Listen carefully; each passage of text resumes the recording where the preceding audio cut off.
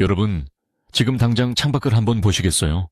평화롭게 흘러가는 자동차들, 높게 솟은 아파트 단지, 그리고 화려한 도심의 불빛들. 너무나 익숙한 풍경이죠.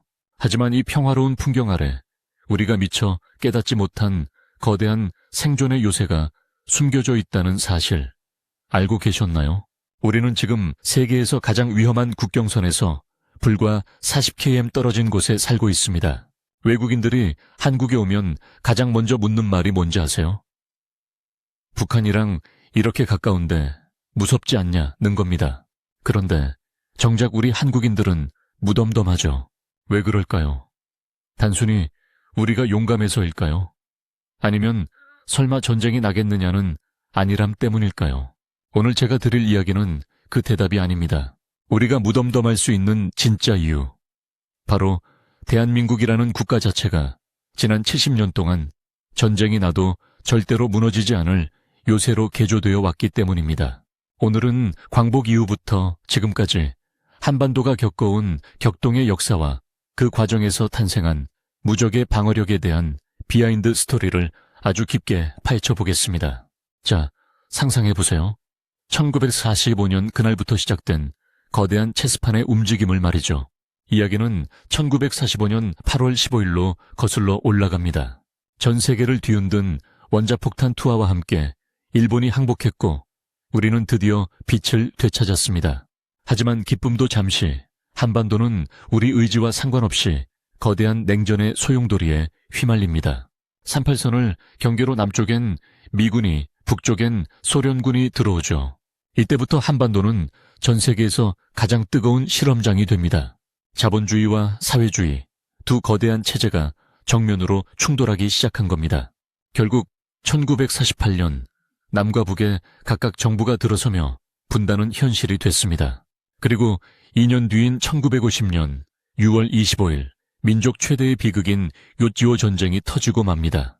3일 만에 서울이 함락되고 낙동강까지 밀려났던 절체절명의 순간 인천 상륙작전으로 전세를 뒤집었지만 결국 1953년 휴전선이 그어지며 전쟁은 멈추게 됩니다. 그런데 여러분, 여기서부터가 진짜 소름 돋는 포인트입니다. 전쟁이 멈춘 후 대한민국은 결심합니다. 다시는 6.25 때처럼 무기력하게 당하지 않겠다. 이 결심은 서울이라는 도시를 완전히 바꿔놓았습니다. 여러분이 매일 지나는 도로, 매일 잠드는 아파트, 심지어 주말마다 드라이브하는 상일까지 이 모든 것들이 사실은 정교하게 설계된 군사시설이라면 믿으시겠습니까? 한번 생각해보세요. 왜 서울은 북한과 그토록 가까운 곳에 수도를 계속 두고 있을까요? 위험을 피해서 남쪽으로 옮길 법도 한데 말이죠. 여기엔 무서운 명분이 숨어 있습니다. 서울을 사수한다는 건 한반도 전체의 정통성을 가져간다는 뜻입니다. 그래서 대한민국은 수도를 옮기는 대신 서울 자체를 점령 불가능한 콘크리트 요새로 만드는 길을 택했습니다. 먼저 지형부터 볼까요? 서울은 풍수지리적으로 명당이라 불리죠. 그런데 이 명당이라는 말이 군사적으로는 방어하기 더없이 좋다는 뜻입니다. 북쪽에서 서울로 들어오려면 반드시 지나야 하는 길목들, 파주와 의정부 방면을 보세요. 여긴 지금 지옥의 관문입니다. 파주와 일산, 신도시를 가보신 분들은 느끼셨을 겁니다. 아파트들이 정말 빽빽하게 들어서 있죠. 그런데 이 배치를 위성사진으로 보면 굉장히 수상합니다. 도로가 종방향으로는 좁고 횡방향으로는 넓어요. 이건 적군이 밀고 들어올 때 속도를 늦추고 아군이 방어하기 최적화된 구조입니다.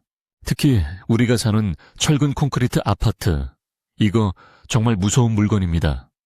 웬만한 포격이나 미사일은 끄떡도 안 합니다. 유사시의 주민들이 대피하고 나면 그 아파트 한 동 한 동이 거대한 벙커이자 토치카가 되는 겁니다. 군인들이 창문마다 저격총과 대전차포를 들고 버티고 있다고 생각해보세요. 일산 시내 전체가 거대한 킬존이 되는 건 순식간입니다. 심지어 한국 아파트는 이중창이라 화학가스 공격에도 어느 정도 버틸 수 있게 설계되어 있습니다.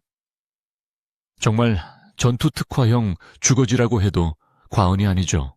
그럼 동쪽은 어떨까요? 의정부와 양주 방면은 그야말로 산의 지옥입니다.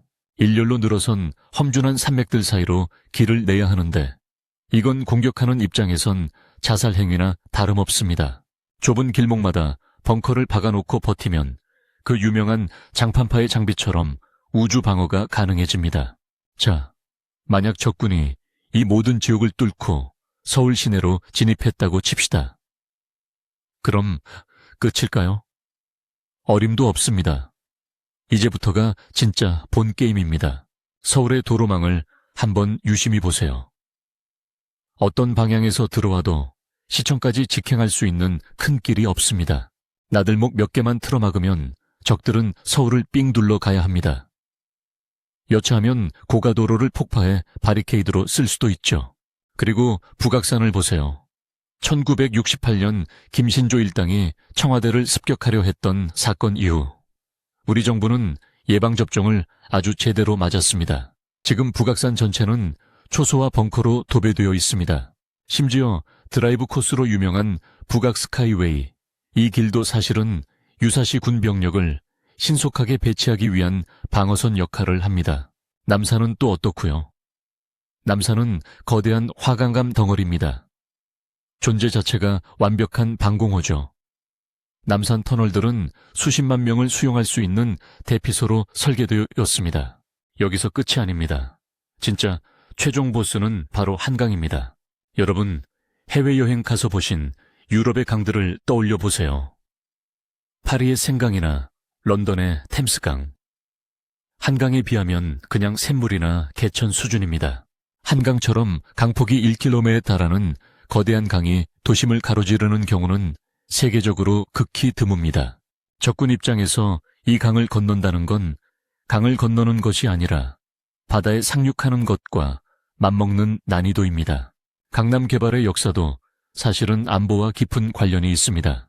6.25 때 한강 다리가 끊겨 피난을 못 갔던 아픈 기억 때문에 아예 강남 쪽을 제2의 서울로 개발한 거죠. 강변을 따라 늘어선 초창기 아파트들을 보면 복도마다 기관총 거치대가 설치된 곳도 있습니다. 올림픽대로의 높은 제방들도 사실은 적의 도하를 막는 성벽 역할을 합니다. 이렇게 대한민국은 지난 70년 동안 전쟁의 상처를 딛고 한강의 기적이라 불리는 눈부신 성장을 이뤄냄과 동시에 그 화려함 뒤에 누구도 넘볼 수 없는 철저한 방어 체계를 구축해 왔습니다. 1980년대 3조 호황과 민주화를 거쳐 서울 올림픽과 월드컵을 성공시키며 세계적인 강국으로 우뚝 선 지금도 우리의 요새화는 계속되고 있습니다. 물론 우리가 이런 무시무시한 방어 시설들을 실제로 쓸 일이 영원히 없기를 바랍니다. 하지만 평화는 구걸해서 얻어지는 게 아니라 지킬 힘이 있을 때 유지되는 법이죠. 우리가 오늘 누리는 이 평화로운 일상은 사실 수많은 역사적 아픔과 이를 극복하려는 철저한 대비책 위에 세워진 소중한 결과물입니다. 오늘 이야기를 듣고 다시 창밖을 보시면 평소와는 조금 다른 느낌이 드실 겁니다. 우리가 무심코 지나는 저 높은 빌딩과 넓은 도로들이 사실은 우리를 지켜주는 든든한 방패였다는 사실. 이 평화의 소중함을 다시 한번 생각해보는 계기가 되었으면 좋겠습니다. 준비한 이야기는 여기까지입니다. 서울의 숨겨진 방어력, 그리고 우리가 몰랐던 한반도의 역사 이야기 흥미로우셨나요? 오늘 영상이 유익했다면 구독과 좋아요 부탁드리고요. 다음번에도 더 재미있고 깊이 있는 지식 스토리텔링으로 돌아오겠습니다. 지금까지 여러분의 지식 가이드였습니다. 감사합니다.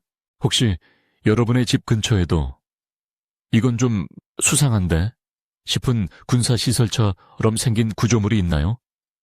있다면 댓글로 공유해 주세요. 함께 이야기 나눠보면 좋겠습니다. 그럼 다음 영상에서 뵙겠습니다.